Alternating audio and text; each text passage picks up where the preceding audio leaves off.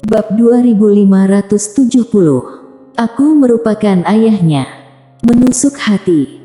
Wajah Master Tao tampak ganas dan berteriak dengan histeris, "Mileye, aku mengutukmu."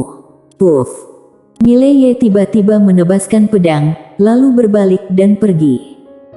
Di tempat asal, tubuh fisik dan jiwa Master Tao mulai menghilang dengan kecepatan yang terlihat dengan mata telanjang.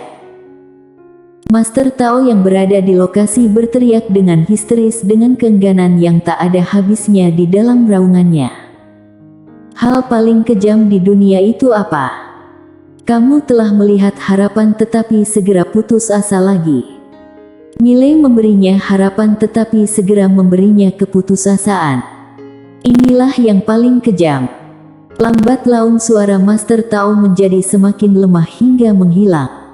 Tidak ada Master Tao di dunia ini lagi. Dari 4 penguasa seluruh dunia selatan, kini hanya tersisa penguasa dunia saja. Di langit berbintang yang jauh, Mileye terbang menggunakan pedang. Menara kecil tiba-tiba bertanya, "Majikan muda, apa rencanamu ke depannya?" Mileye terdiam sesaat dan berkata, "Pengamat internal." Karena dia telah mencapai pengamat eksternal, maka tujuannya saat ini tentu saja adalah pengamat internal. Seolah-olah teringat sesuatu, dia tiba-tiba merentangkan kedua telapak tangannya dan pedang biru gaib muncul di tangannya. Pedang biru gaib. Mileye memegang pedang biru gaib dan merasakannya dengan hati-hati. Rasakan kekuatan usia yang legendaris tersebut. Quincy mengandalkan pedang biru gaib, sehingga menciptakan alam usia. Quincy bisa, kenapa dirinya tidak bisa? Bagaimanapun, dirinya juga merupakan manusia takdir. Meskipun dia juga tidak tahu apa itu manusia takdir. Setelah beberapa saat, Mileye mengerutkan kening. Menara kecil bertanya, "Kenapa?" Mileye terdiam sesaat dan berkata, "Aku merasakan kekuatan usia." Menara kecil terus bertanya, "Lalu?" Mileye berpikir sejenak, menggelengkan kepala dan menyimpan pedang biru gaib. Dia tidak meneliti kekuatan usia lagi, karena dia menemukan bahwa kekuatan yang sesungguhnya kini berada di luar kendalinya. Kecuali, dia menggunakan pedang biru gaib dan menggunakan pedang sebagai alat untuk mengendalikan kekuatan usia di dalam pedang. Namun, ini bukanlah hal yang dia inginkan. Karena dia tahu bahwa kekuatan usia yang dikendalikan dengan cara ini tidak ada artinya selain bisa berpura-pura hebat, karena itu bukan diperolehnya melalui kultivasi sendiri. Selain itu, dia menemukan masalah yang belum pernah dia temukan sebelumnya. Yaitu, ketika dia memilih untuk menyerah untuk mengandalkan pedang biru gaib dan fokus memperbaiki diri, pedang biru gaib menjadi semakin mengerikan. Saat ini, jika dia menggunakan pedang biru gaib, maka dia akan memiliki kepercayaan diri untuk membunuh master pengamat internal. Singkatnya, dia semakin kuat, maka pedang biru gaib akan semakin kuat. Setelah beberapa saat, Mileye tiba-tiba berkata, "Menara kecil, kamu sudah mengikuti ayah dari awal kan?" Menara kecil berkata, "Ya, sejak awal. Sebenarnya majikan muda, aku ingin mengatakan sesuatu tapi aku tidak tahu apakah aku harus mengatakannya." Mileye tersenyum dan berkata, "Apa yang ingin kamu katakan?" Menara kecil menghelakan nafas dengan suara yang pelan, "Aku dan majikan telah hidup dan mati bersama berkali-kali. Berdasarkan hubungan antara aku dan majikan, kamu harus memanggilku Ayah Menara." "Oh tidak, Paman Menara, ini tidak keterlaluan kok." Wajah Mileye langsung menjadi murung. Menara kecil ingin mengatakan sesuatu lagi, tetapi Mileye tiba-tiba bangkit dengan pedangnya dan menghilang di ujung langit berbintang. Di dalam perjalanan, Menara kecil bertanya, "Majikan muda, kamu mau kemana?" Mileye berkata, "Alam semesta 3 dimensi." Menara kecil merasa sedikit bingung, "Majikan muda, kamu pergi alam semesta 3 dimensi untuk apa?" Mileye berkata dengan pelan, pelajari tentang kehidupan ayah sebelumnya. Bukankah kalian semua mengatakan bahwa dia memiliki kehidupan yang menderita? Aku ingin mencari tahu. Ketika mendengar ini, menara kecil pun mengerti. Mileye ingin menembus alam pengamat internal. Tidak lama kemudian, Mileye datang ke alam semesta 3 dimensi. Karena tempat ini dilindungi oleh ayah, sehingga orang biasa tidak bisa masuk ke alam semesta 3 dimensi, tentu saja dia adalah pengecualian. Sekte Pedang, Gunung Teruntai, Puncak Tukang. Sekte Pedang saat ini bisa dikatakan sebagai sekte kultivator pedang terbesar di dunia selatan. Kultivator pedang manapun akan bangga bergabung dengan sekte pedang. Berbicara tentang sekte pedang, maka perlu menyebutkan 2 orang. Salah satunya adalah Dev, guru leluhur sekte pedang.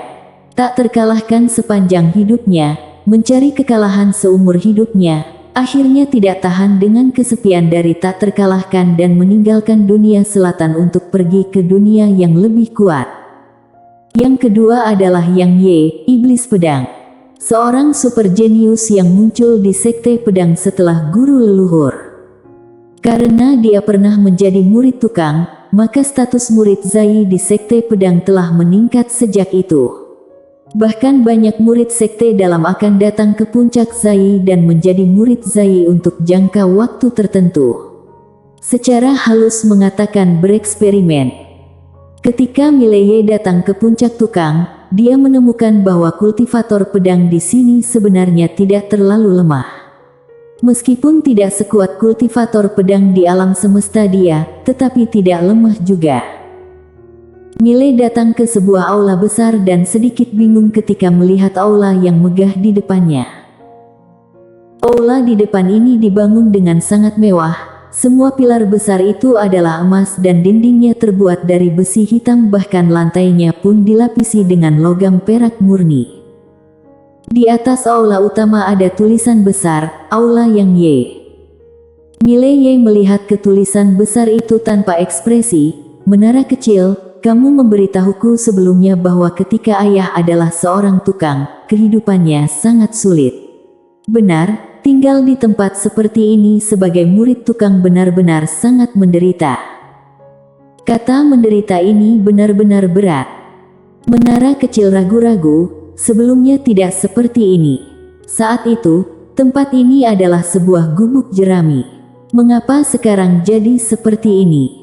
Sialan, ini pasti aksi bocah-bocah sekte pedang. Majikan muda, kamu pasti tahu, ketika seseorang menjadi terkenal, tempat tidurnya pun bernilai tinggi. Mileye menggelengkan kepala dan mendorong pintu aula utama dan masuk ke dalam. Di dalam ruangan, ada beberapa rak buku di kedua sisi serta di tengah ruangan ada sebuah patung emas murni yang merupakan patung pria berbaju biru.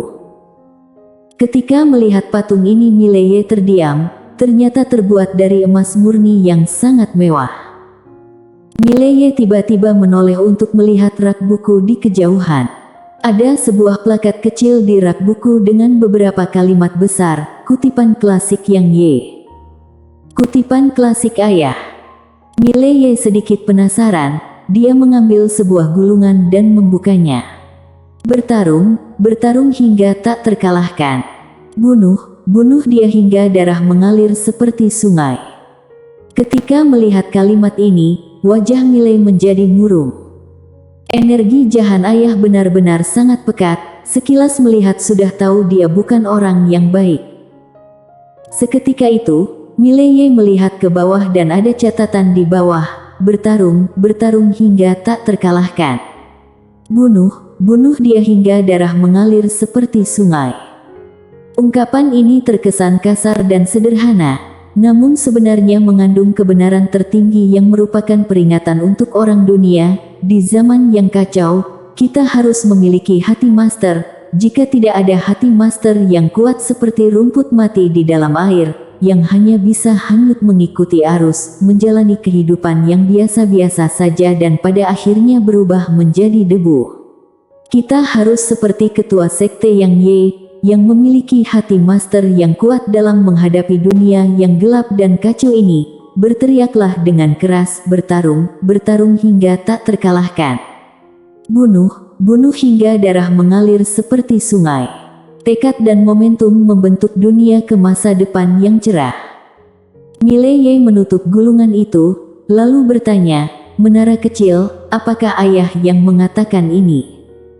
Menara kecil berkata, "Dia pernah mengatakannya."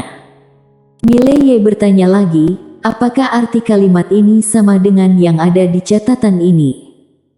Menara kecil terdiam sejenak dan berkata, "Sepertinya bukan itu maksudnya."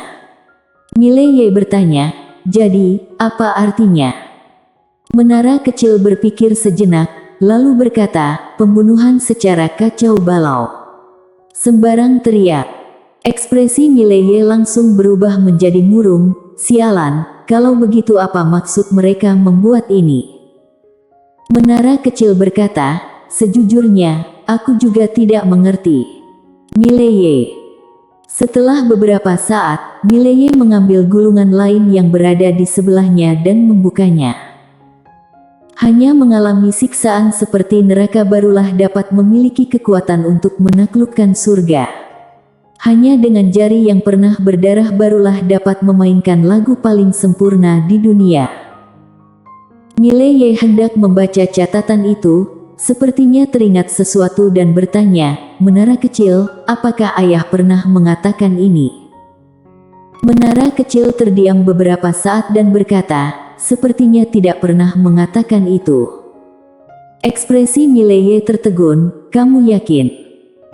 Menara kecil berkata, "Aku telah bersama majikan sepanjang waktu dan pada dasarnya aku ingat apa yang dia katakan. Kalimat ini seharusnya bukan diucapkan olehnya.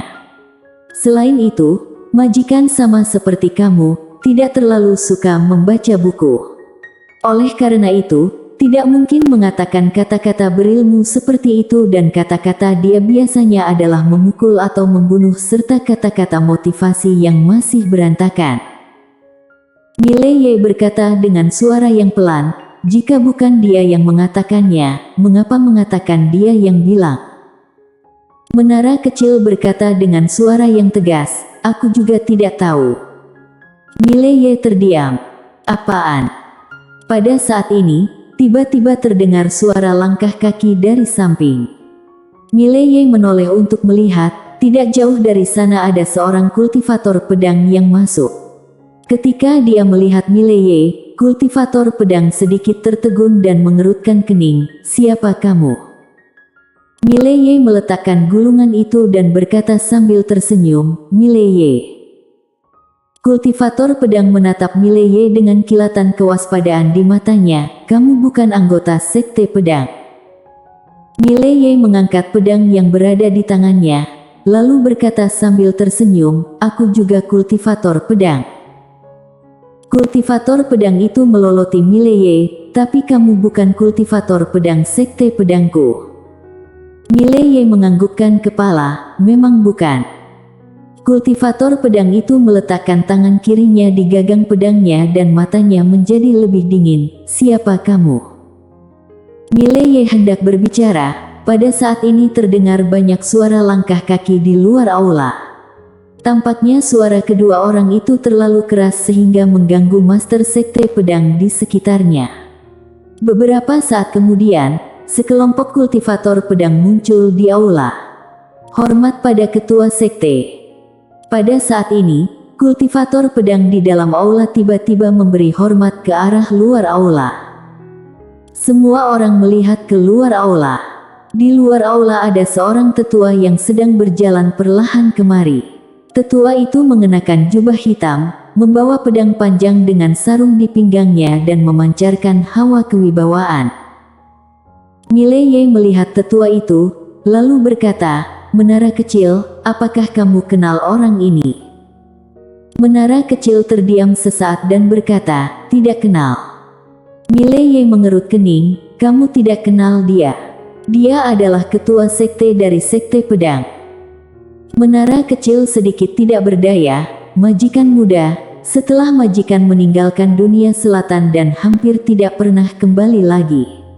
Meskipun Ibu Ratu Su secara diam-diam membantu Sekte Pedang, tetapi majikan tidak terlalu memikirkan Sekte Pedang.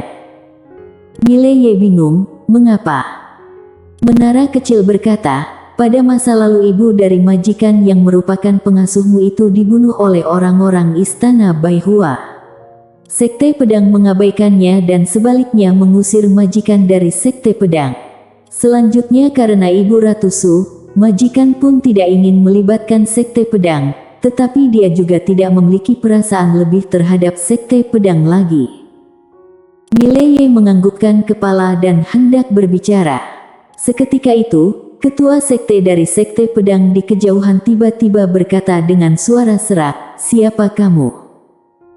Ketika mendengar ini, Mileye secara naluriah menunjuk ke patung pria berbaju biru di kejauhan, "Aku adalah ayahnya." Setelah selesai berbicara, Mileye tertegun di tempat. Semua orang. Menara kecil berkata dengan suara tegas, "Majikan muda, kamu yakin?" Bersambung.